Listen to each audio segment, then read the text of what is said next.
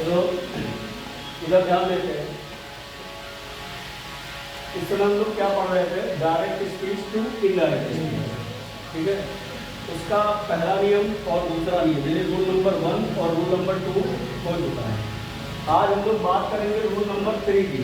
किसकी बात करेंगे? Rule number 3। अब बात समझना, जैसे रूल नंबर 3 लिखा है तो रूल नंबर 3 को जानने के लिए सबसे पहले हमको ये जानना पड़ेगा इंट्रोगेटिव सेंटेंस। क्या जानना पड़ेगा? Interrogative sentence. सबसे पहले इधर ध्यान देना, सबके सामने क्या ध्यान देना है? इंट्रोगेटिव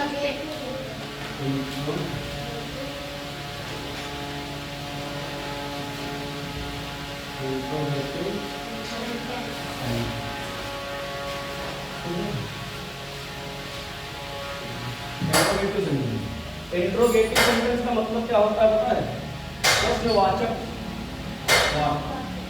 क्या होता है? प्रश्नवाचक वाक्य। प्रश्नवाचक वाक्य। अब प्रश्नवाचक वाक्य का मतलब ये होता है ऐसे प्रश्न जिनमें मतलब ऐसे वाक्य जिनमें प्रश्न पूछा जाए, प्रश्न पूछा जाए, यानी जिसमें ये लगे कि क्वेश्चन मार्क लगा है। क्या लगा है लास्ट में? जैसे सेंटेंस क्या होते हैं, देखो बहुत सारे सेंटेंस होते हैं, सब मतलब टेंस में तुम लोगों को बताए गए हैं। जैसे मान लिया लिखा है राम घर जाता है। क्या लिखा है? राम घर जाता है। तो इसका अगर बनाएंगे तो क्या बनेगा? राम goes to अच्छा ये goes to क्यों लगा? इसमें है लिखा है, इज क्यों नहीं लगा? ये पता है? नहीं पता है तो भी जान लो, इसमें ईएस इसलिए लगा है क्योंकि जिन वाक्यों के अंत में ता है, ती है, ते है इत्यादि शब्द आते हैं वो प्रेजेंट इंडेफिनिट टेंस होते हैं, और प्रेजेंट इंडेफिनिट टेंस के एक वचनकर्ता के साथ एस या ईएस का प्रयोग किया जाता है, ठीक है। आगे इसका अगर निगेटिव किया जाए तो क्या लिखा जाएगा? राम घर नहीं जाता, राम घर नहीं जाता।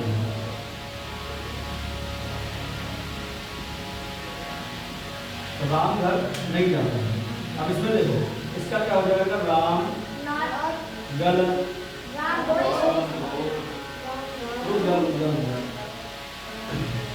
पहले समझा देते उसके बाद बात करना, ठीक है। अगर ये नहीं पता है राम नहीं पढ़ोगे, डज नॉट लगेगा। क्या लगेगा? डज नॉट गो टू, ठीक है। अरे तुम लोगों को इतना नहीं पता है क्या? पता है।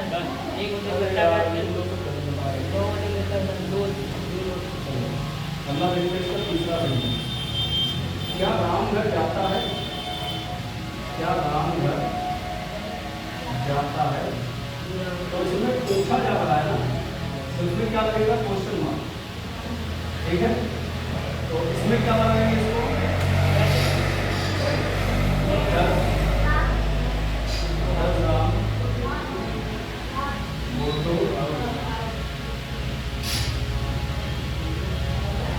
क्वेश्चन मार्क लगेगा, तो इसका इसका चौथा सेंटेंस क्या बनेगा? जरा बताओ। कहाँ जाता है? मतलब इसमें भी क्वेश्चन ही पूछा जा रहा है, ठीक है। तो लेकिन इसमें क्वेश्चन मार्क मतलब क्वेश्चन वर्ड लिखा जाएगा। क्या लिखा जाएगा? Where. Where does Ram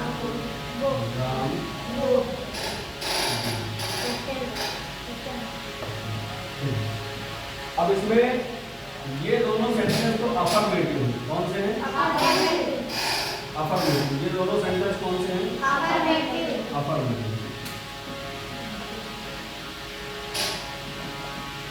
affirmative, ठीक है। अच्छा ये दोनों कौन से होते हैं? Interrogative sentence.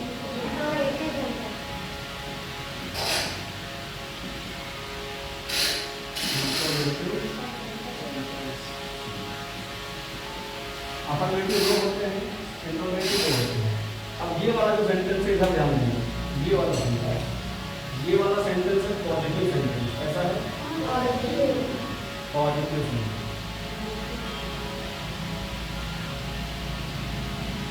और ये वाला जो सेंटेंस है नेगेटिव सेंटेंस।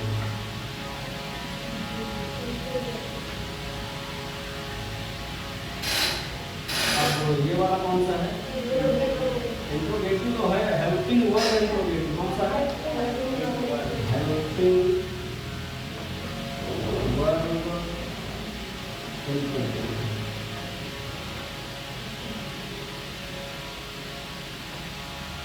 और ये कौन सा है? Question word. Question word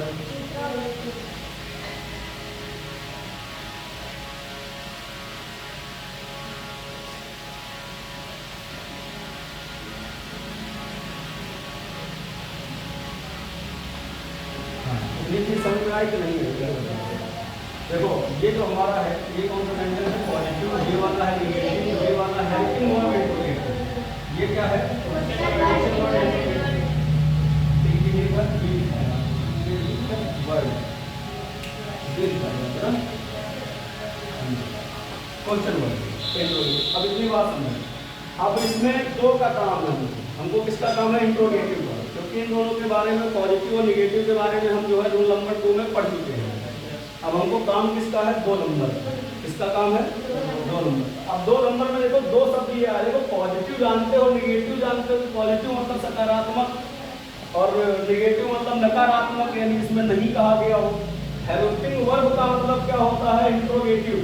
question word और इंट्रोगेटिव, ये दो शब्द तुम लोगों को समझ में नहीं आ रहा होगा। सबसे पहली चीज इनको जानना जरूरी है।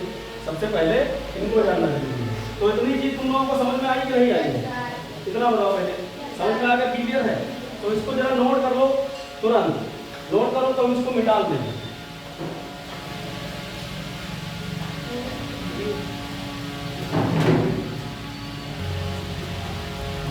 देखो अभी इंट्रोगेटिव सेंटेंस तो समझ में आया हम लोगों को, इंट्रोगेटिव सेंटेंस क्या होता है।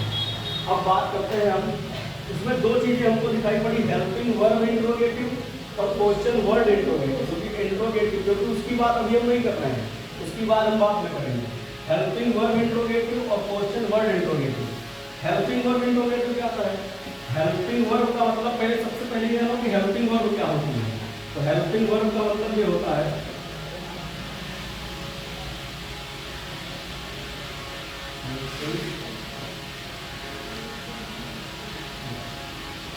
इसको हिंदी में कहते हैं सहायक क्रिया। क्या कहते हैं? सहायक क्रिया।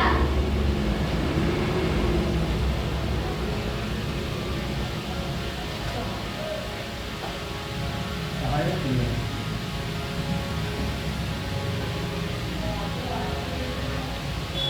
अब ये सहायक क्रिया होती क्या है? Helping verb. जैसे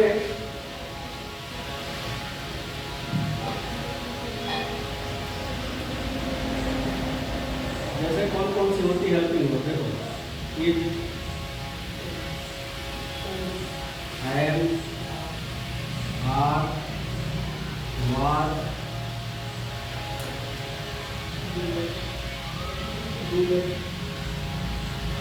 वन,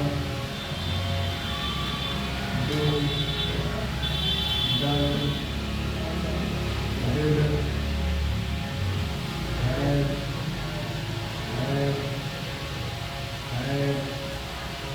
will, shall,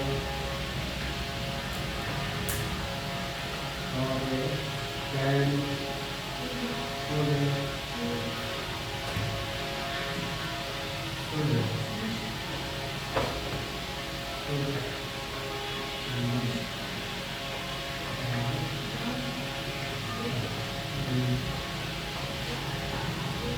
ये इतना समझ में आया कि नहीं आया?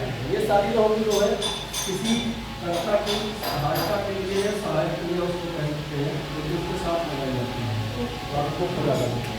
फिर है बार बार बार, ये सारी चीज़ें क्या होती हैं? हेल्पिंग। क्या होती है? ठीक है। अब एक चीज़ और बताते हैं, क्वेश्चन वर्ड क्या होता है? क्वेश्चन वर्ड का मतलब क्या होता है?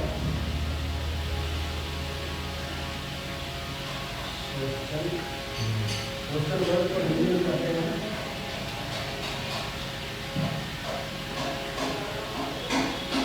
प्रश्नवाचक शब्द।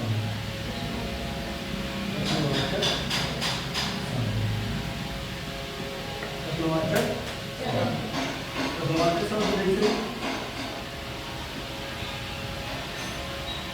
जैसे क्या हो जाएगी,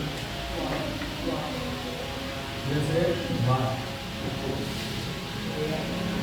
में क्या होती है,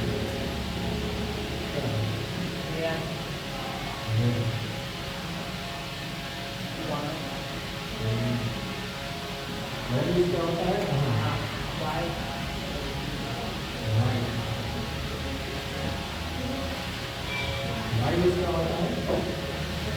क्यों,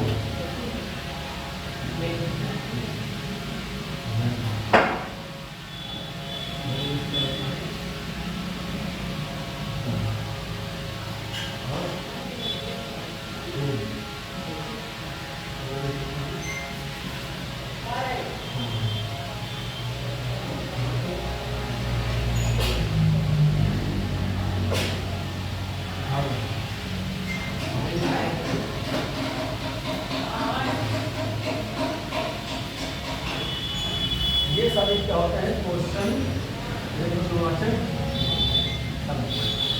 इतनी चीज समझ में आई कि नहीं आई तुम्हारी, बताओ, ये नोट करो, उसके बाद फिर निकालते हैं। ये दोनों चीज नोट करके पूरा नहीं नोट करना है। अब जो है हम लोग बात करते हैं इस पे, मतलब हेल्पिंग वर्ब और क्वेश्चन वर्ड समझ में आएगा। तो इंट्रोगेटिव सेंटेंस जो होते हैं दो प्रकार के होते हैं, एक होता है हेल्पिंग वर्ब से बनता है और एक होता है जो क्वेश्चन वर्ड से बनता है। समझ गए, जिनमें क्वेश्चन वर्ड आते हैं, जैसे कहीं कहीं पे सेंटेंस में सबसे पहले जो है आ जाते हैं क्या, मतलब हेल्पिंग वर्ड, उसके बाद भी क्वेश्चन मार्क लिखा रहता है क्योंकि उसमें क्वेश्चन वर्ड होता भी नहीं है, समझ गया ना। लेकिन तब भी उसमें प्रश्न पूछा जाता है, प्रश्न तब पूछा जाएगा कि क्या शब्द सबसे पहले लगा होगा, क्या लगा होगा, क्या शब्द। यानी इंट्रोगेटिव सेंटेंस दो प्रकार के होते हैं बताया। तो हेल्पिंग वर्ड जो होती है उसमें क्या होता है, helping word, helping word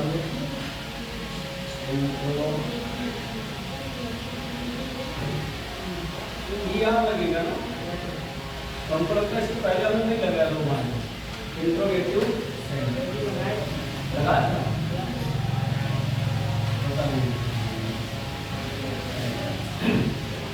interrogative sentence. अब इसमें होता क्या है, जिस वाक्य में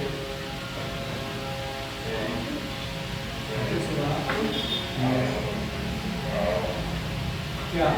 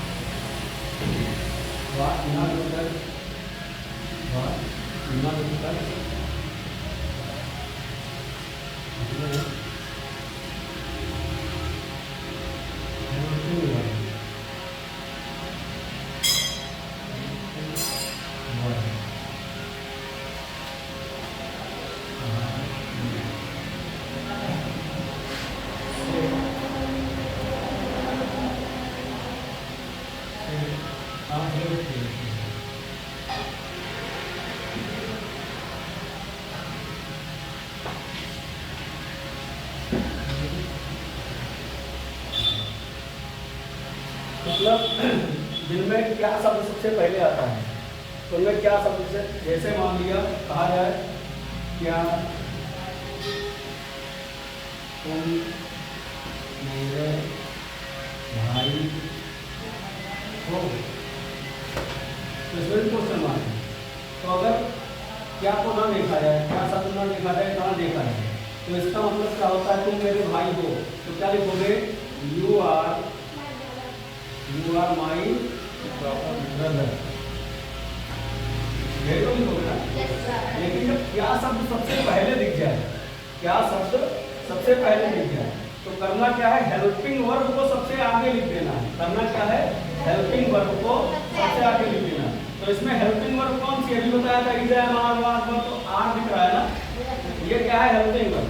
तो इसको हम आगे कर देंगे, तो क्या हो जाएगा, इसको यहाँ से हटा के यहाँ पे लगा देंगे, तो जब आगे लगेगा तो इसका लेटर पहले बड़ा हो जाएगा ना, और ये चीज उठ के इधर आ जाएगी, यानी माई, ये हो जाएगा क्वेश्चन मार्क। और ये किसके लिए, पूरे के लिए, क्या तुम मेरे भाई हो। दूसरा सेंटेंस, जैसे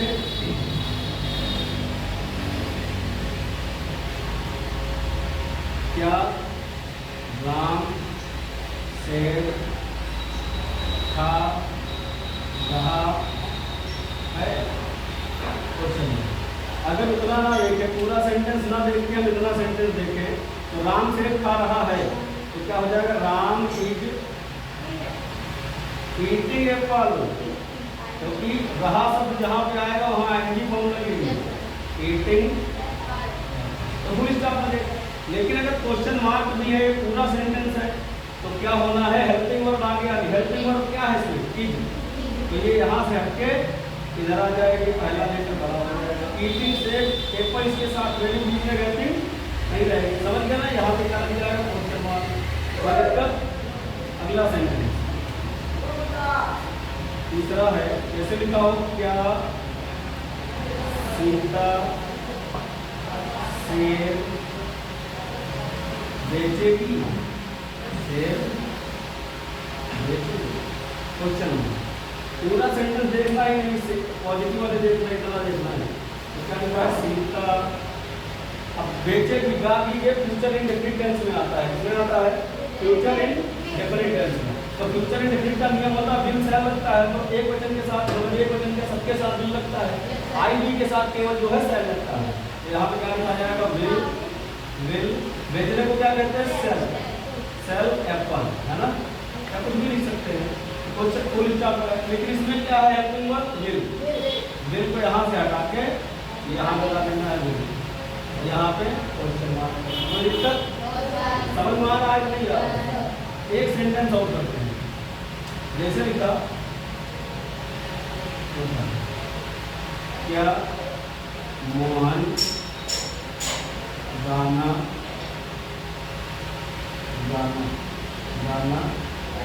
गाता है, अब देखो इसका पूरा नहीं देखना, कितना देखना है, कितना। मोहन गाना गाता है, तो मोहन गाना गाता है, तो इसका क्या लिखेंगे, मोहन सिंग्स, ये तो लिखा जाएगा, सिंग्स ए इतना तो है ना। अब देखो इसमें एस लगा है, बच्चा क्या लगा है, एस। तो हमने बताया था कि जिनमें एस लगा होता है पॉजिटिव में, उनकी हेल्पिंग वर्ब क्या यूज की जाती है, जय वार वाज पर कुछ भी नहीं यूज करते, उनके साथ डज का प्रयोग करते हैं। जिनमें एस लगा होता है उनमें किसका प्रयोग करते हैं, हेल्पिंग वर्ब का, डज। हेल्पिंग वर्ब उनमें क्या है, डज। जब डज का प्रयोग करेंगे तो वो जो एस है वो हट जाएगा, वो क्या होगा, हट जाएगा।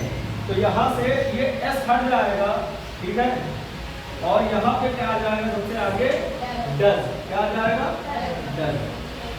इतनी बात बोलने पड़ी। यहाँ पे क्या लग जाएगा, क्वेश्चन। अगर लिखा होगा,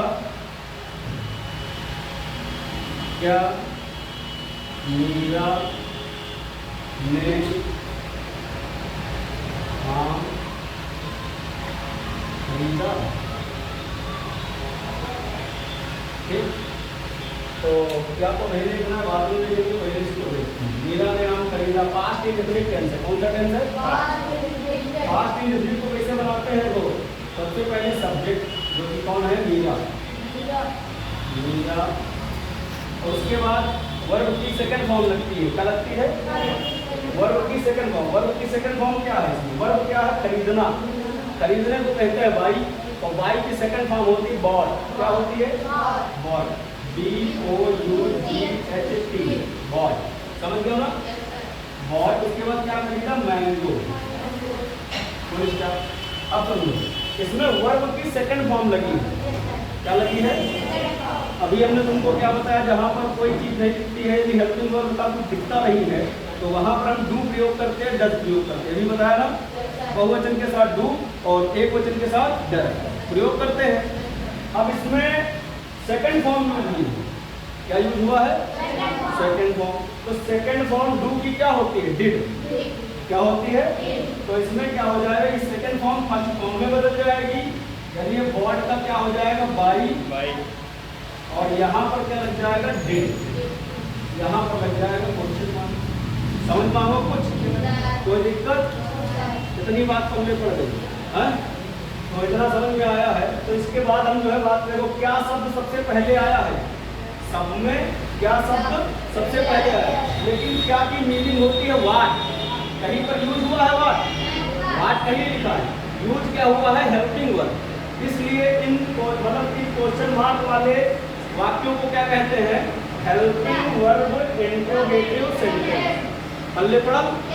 कोई दिक्कत? नोट कर ले तो फिर जो है क्वेश्चन वर्ड वाले पढ़ेंगे।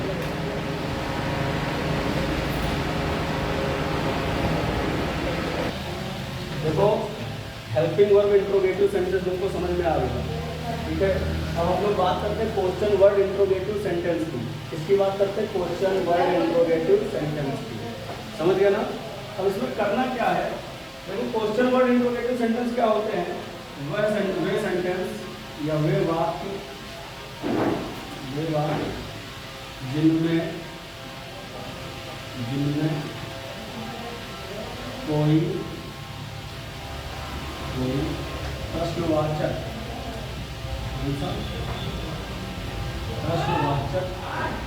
शब्द, उसको क्या कहते हैं? क्वेश्चन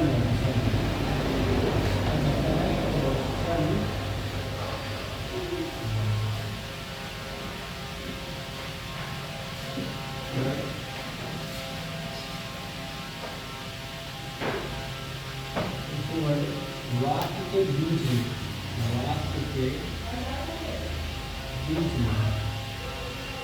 में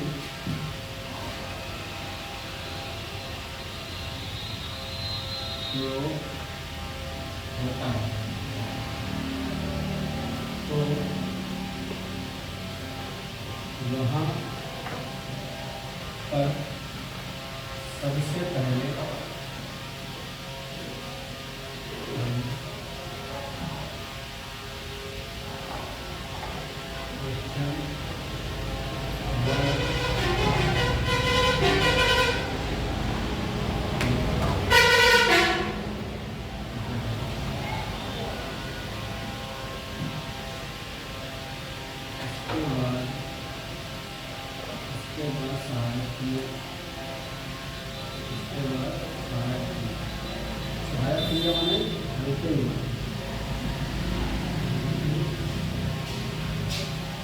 सहायक क्रिया का मतलब होता है हेल्पिंग वर्ब।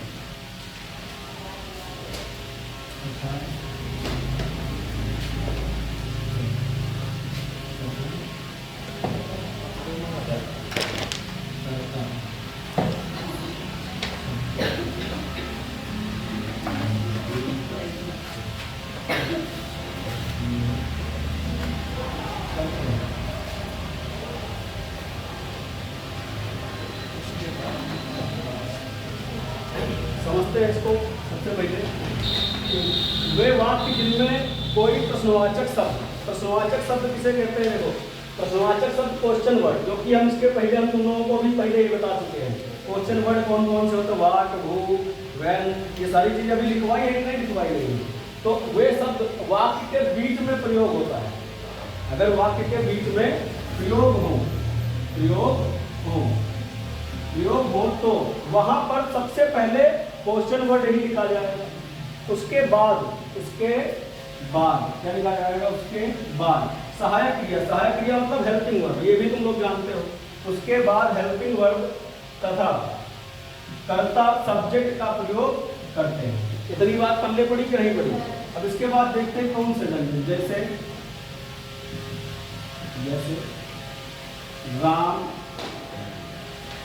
कहाँ जाता है, राम कहाँ जाता है, क्वेश्चन मार्क। अब देखो इसमें क्या शब्द का प्रयोग सबसे पहले नहीं हुआ है, इसमें एक क्वेश्चन वर्ड प्रयोग हुआ। वो क्वेश्चन वर्ड कौन सा है? ये कहाँ। कहाँ की मीनिंग क्या होती है? वेयर। तो इसको सबसे पहले लिखा जाएगा। क्या लिखा जाएगा? सबसे पहले। समझ गए? इसकी मीनिंग होती है वेयर। अब देखते हैं ये टेंस कौन सा है, राम कहाँ जाता है। यहाँ पे क्या है? टी है, ते है, इत्यादि शब्द आते हैं। उसमें क्या होता है? Present indefinite tense. और प्रेजेंट इंडेफिनिट टेंस में अभी बताया डू या डज का प्रयोग किया जाता है। डू का प्रयोग बहुवचन क्रिया के बहुवचन कर्ता के साथ किया जाता है तथा डज का प्रयोग एक वचन कर्ता के साथ किया जाता है। यहाँ पर राम एक वचन करता है, इसलिए इसके बाद सहायक क्रिया क्या लगेगी? डज। सहायक क्रिया क्या लगेगी? डज। डज। उसके बाद हमने क्या बताया? तब सब्जेक्ट लगता है राम, फिर वर्ब लग जाएगी गो क्वेश्चन मार्क। कुछ पढ़ने पड़ा। इसमें अधिकतर कभी कभी देखा जाता है किसी किसी सेंटेंस में ऑब्जेक्ट भी होता है और अधिकतर तुमको ये दिखेगा कि वो ऑब्जेक्ट ही पूछा जाता है। जैसे सेंटेंस का राम घर जाता है, तो राम घर जाता है एक सेंटेंस में बताया कि राम घर जाता है, लेकिन इसमें पूछा गया राम कहाँ जाता है, मतलब उसी ऑब्जेक्ट को ही तो पूछा गया है, राम कहाँ जाता है। बात पल्ले पड़ी कि नहीं पड़ी? यानी इसमें अधिकतर मतलब ऑब्जेक्ट नहीं होता है, लेकिन ऑब्जेक्ट अगर किसी किसी में होता है तो उसको लिखते भी हैं। अब जैसे अगला सेंटेंस देखते हैं। जैसे लिखा हो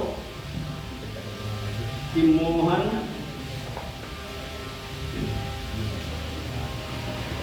क्या खा रहा है। मोहन क्या खा रहा है, मतलब सबसे पहले ये देखते हैं इसमें क्वेश्चन वर्ड कौन सा है। क्वेश्चन वर्ड क्या है इसमें? क्या। ये है क्वेश्चन। तो इसको सबसे पहले क्या लिखेंगे? व्हाट। उसके बाद टेंस पे जाएंगे। टेंस क्या है? रहा है, रही है, रहे हैं। तो रहा है, रही है, रहे हैं प्रेजेंट कॉन्टिन्यूअस टेंस में आता है और उसमें इजामार का प्रयोग करते हैं। उसके बाद वर्ब की आईएनजी फॉर्म लगती है, उसमें वर्ब की आईएनजी फॉर्म लगती है। तो जैसे यहाँ पे वर्ब क्या इजामार लगेगा, तो एक वचन होता है तो इज लगता है, आई होता है तो एम लगता है, बहुवचन होता है तो आर लगता है। तो इसमें बहुवचन नहीं एक वचन है, इसलिए यहाँ पे क्या लगेगा? Is. What is Mohan, what is Mohan. अब सीधे वर्ब लगाएंगे। वर्ब क्या है? ईटिंग। आईएनजी क्यों लगा? क्योंकि रहा, रही, रहे जहां पर दिख जाए वहां पर आईएनजी फॉर्म लगे। इतनी बात पल्ले पड़ी। अगला देखो, जैसे लिखा होता मोहन क्यों किताब पढ़ नहीं रहा। देखो अब इसमें तुमको बता रहे, इसमें बहुत सारी चीजें हैं। एक तो हमारे पास ये क्या है? क्वेश्चन वर्ड सबसे पहले, तो ये सबसे पहले लिखा जाएगा वाई। समझ गए ना? फिर जाएंगे टेंस पे। टेंस हमारा इजामार का है, यानी अभी जो बताया रहा है, रही है, रहे हैं। तो अगर इस तरीके सेंटेंस है तो रहा है, रही, इजामार लगेगा। मोहन है तो क्या लगेगा? इज। ठीक। उसके बाद सब्जेक्ट मोहन। अब देखो यहाँ पर नहीं का नहीं का प्रयोग भी हुआ है, तो उसके बाद यहाँ पर नॉट लग जाएगा। फिर वर्ब क्या है हमारे? रीडिंग। रीड वर्ब है, आईएनजी लगेगा क्योंकि रहा, रही है। रीडिंग। अब ऑब्जेक्ट भी है बुक, तो वो भी लिखेंगे। उसके बाद हम क्वेश्चन मार्क लगाएंगे। इतनी बात पढ़ने पड़ी कि नहीं पड़ी? बताओ समझ में आया कि नहीं आया? चलो इतना नोट करो, उसके बाद फिर आगे बताते हैं।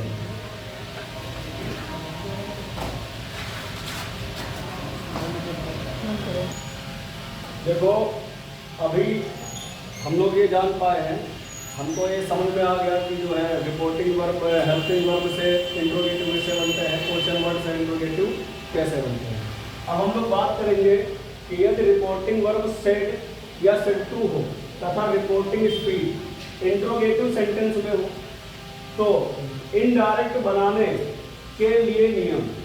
अब उसके नियम क्या है? देखो जैसे इंट्रोगेटिव सेंटेंस अगर हो तो इंट्रोगेटिव सेंटेंस दो प्रकार के होते हैं। जब दो प्रकार के होते हैं तो उनको दोनों को बनाने के लिए दो नियम होते हैं।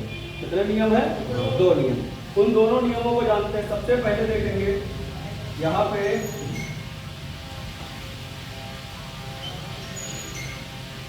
यदि स्पीच यदि स्पीच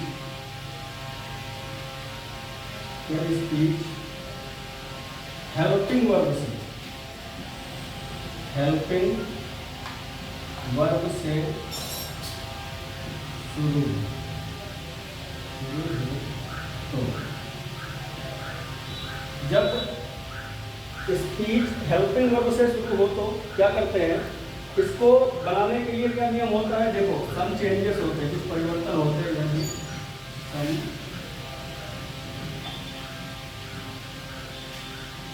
चेंजेस क्या होता है, देखो जैसे सेड या सेड टू वो आस्क्ड में बदल देते हैं, किसमें बदल देते हैं, आस्क्ड। तब टोल्ड में बदलते थे ना, क्योंकि यहाँ पे क्वेश्चन पूछा जा रहा है, पूछने को कहते हैं आस्क, और सेड की सेकंड, देखो सेड लगी है सेकंड फॉर्म, तो आस्क की भी सेकंड फॉर्म लगेगी। आस्क की सेकंड फॉर्म क्या होती है, आस्क्ड, यानी पूछना है, वहां पे बात पूछी जाएगी। तो सेड या सेड टू को किसमें बदलेंगे, आस्क्ड में, ठीक है। और उसके बाद जहां पे कॉमा या इन्वर्टेड कॉमा होता है, कॉमा या इन्वर्टेड कॉमा कह सकते हैं, इन्वर्टेड कॉमा, इन्वर्टेड कॉमा यानी कॉमा और इन्वर्टेड कॉमा, ये दोनों चीजों को काहे बदल देते हैं, दैट लगाना सोच रहे थे ना तुम लोग भी, लेकिन दैट नहीं लगेगा यहाँ। दैट क्यों नहीं लगेगा, क्योंकि दैट का प्रयोग हम लोग उसमें करते थे, इसमें हम लोग दो चीजें प्रयोग कर सकते हैं, तब जब हेल्पिंग वर्ब से शुरू हो स्पीच तो क्या प्रयोग करेंगे, या तो हम इफ लगा दें, क्या लगा दें, इफ, क्या समझेंगे, इफ क्या लगाएंगे, सबसे वहां कॉमा इन्वर्टेड कॉमा की जगह पर इफ, या वेदर प्रयोग होता है, वेदर क्या प्रयोग होता है। अब वेदर की स्पेलिंग होती है बड़ी, तो अधिकतर बच्चे यही यूज करते हैं इफ, तो काहे का प्रयोग करते हैं, इफ। समझ लो ना कितनी बात। उसके बाद दूसरी चीज ये समझो कि स्पीच जो होती है इंट्रोगेटिव, स्पीच जो होएगी इंट्रोगेटिव, वो पॉजिटिव में चेंज हो जाएगी। वो किस में चेंज होगी, पॉजिटिव में। यानी हम कॉमा इन्वर्टेड कॉमा की जगह पर इफ लगा देंगे, आस्क लिख दिया हमने, आस्क्ड, तो क्वेश्चन पूछा जा चुका है, अब उसको इंट्रोगेटिव बनाने की जरूरत नहीं है, वो इंट्रोगेटिव हो चुका है। समझ गए। तो जो इंट्रोगेटिव सेंटेंस रहेगा उसको किस में बदलेंगे, पॉजिटिव में। इतना याद रखना है तुम लोगों को। दूसरा चीज क्या है कि अगर यदि दूसरा यदि स्पीच क्वेश्चन वर्ड से शुरू हो, क्वेश्चन वर्ड से शुरू हो तो अगर स्पीच क्वेश्चन वर्ड से शुरू है, मतलब यदि स्पीच क्वेश्चन वर्ड से शुरू है, क्वेश्चन वर्ड से अगर शुरू होगी स्पीच, तो उसमें भी सेड या सेड टू को वही बदलेंगे, आस्क्ड में। सेड या सेड टू को किसमें बदलेंगे, आस्क्ड में। समझ लो ना। यानी इंट्रोगेटिव में सेड टू को टोल्ड में नहीं, आस्क्ड में बदलना है। और उसके बाद जहां पे इन्वर्टेड कॉमा होता है,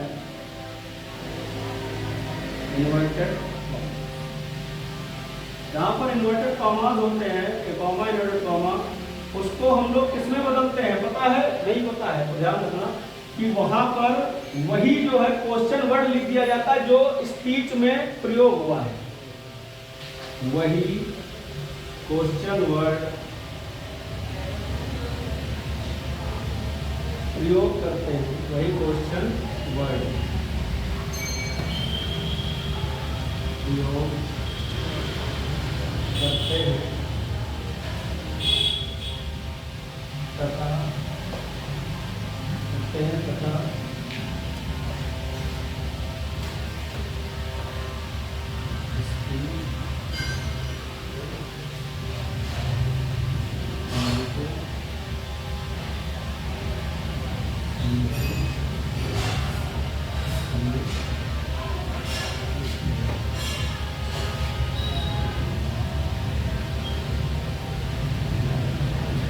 इतना समझ में आया कि नहीं आया, हाँ कुछ पल्ले पड़ा, कोई दिक्कत?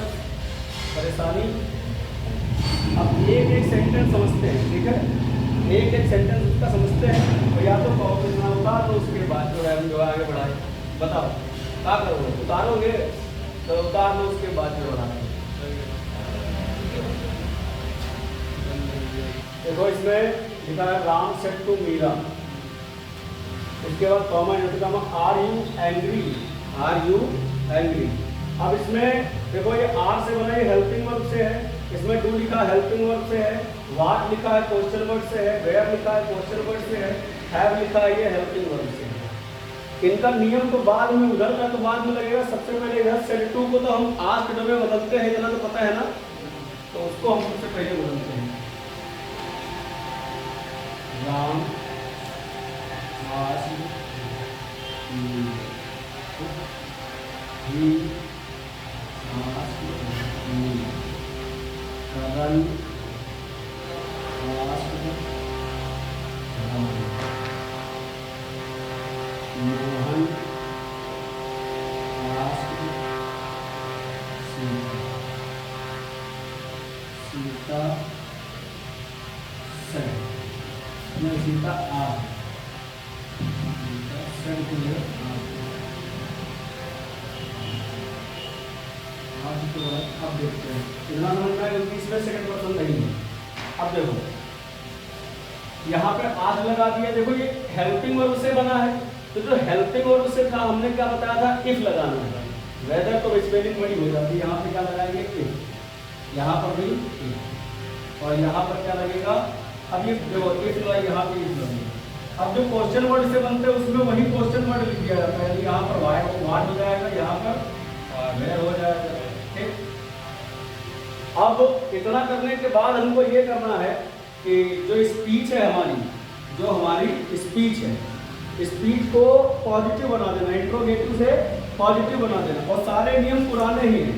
इज एंड आर को वाज वर्ड में बदलते हैं, हैज हैड को हैड में बदलते हैं, प्रेजेंट के सारे टेंसों को पास्ट के टेंसों में बदल देते हैं, यानी प्रेजेंट इंडेफिनिट को पास्ट इंडेफिनिट में बदलते हैं, प्रेजेंट कॉन्टिन्यूअस को पास्ट कॉन्टिन्यूअस में। या तो इतना याद रख सकते हैं, इज एंड आर को वाज वर्ड में बदल सकते हैं, विल और शैल को वुड और शुड में बदल सकते हैं, ठीक है। ये सारी चीजें मैंने बताई है ना, तो इतना याद रखना।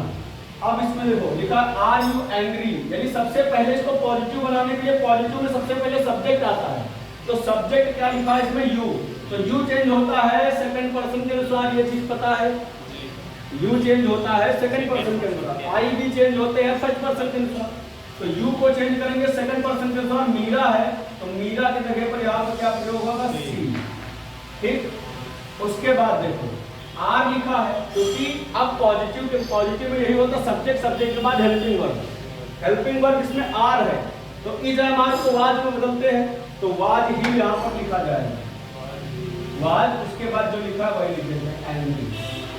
कुछ पढ़ने पढ़ा कि नहीं पढ़ा, इसमें फुल स्टॉप भी लगता है, ध्यान रखना। अब देखो यहाँ पर लिखा डू आई, आई चेंज होता है फर्स्ट पर्सन के अनुसार, फर्स्ट है ही, यहाँ पर भी ही प्रयोग होगा। अब यहाँ पर देखो डू लिखा है, डू होता है प्रेजेंट इंडेफिनिट टेंस में, डू और डच किसमें प्रयोग होता है, प्रेजेंट इंडेफिनिट टेंस में। तो प्रेजेंट इंडेफिनिट टेंस के लिए क्या करते हैं, उसको हम पास्ट इंडेफिनिट में बदलते हैं। और पास्ट इंडेफिनिट का नियम होता है कि सबसे पहले सब्जेक्ट, सब्जेक्ट के बाद वर्ब की सेकंड फॉर्म, उसके बाद ऑब्जेक्ट।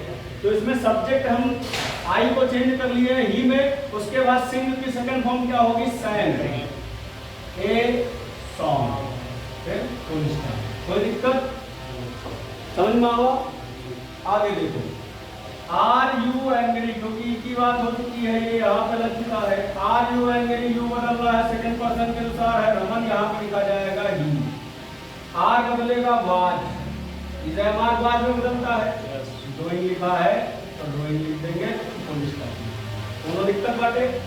वेयर लिख गया है, डू यू लिव, यू को चेंज करेंगे सीता, सीता है सी, डू को चेंज करेंगे मतलब पास्ट इंडेफिनिट में सेकंड फॉर्म लगाएंगे, तो सेकंड फॉर्म वर्ब की क्या है, लिव, लिव की सेकंड फॉर्म लिव, तो फुल स्टॉप, कोई दिक्कत।